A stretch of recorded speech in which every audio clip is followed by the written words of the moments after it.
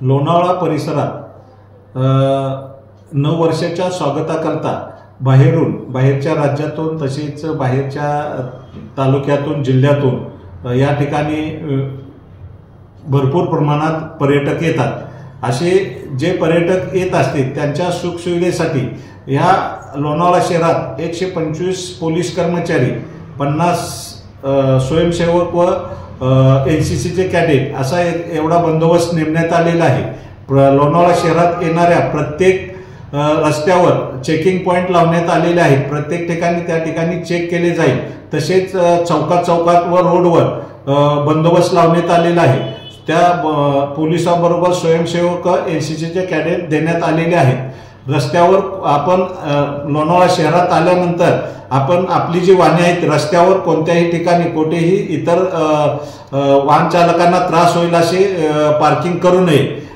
तसेच आपण लोणावळा शहरात 9 वर्षाच्या स्वागताकरता आल्यानंतर या ठिकाणी कुठलेही आपले जे वाहन आहे ते नशा करून चालवू नये किंवा आपण त्या ठिकाणी कुठल्याही सार्वजनिक ठिकाणी रोडवर किंवा वाहनात आपण हुल्लडबाजी किंवा कुठल्याही प्रकारचे गैरवर्तन करू नये ज्याच्यामुळे त्या ठिकाणी कायदा व सुव्यवस्थेचा प्रश्न निर्माण होईल।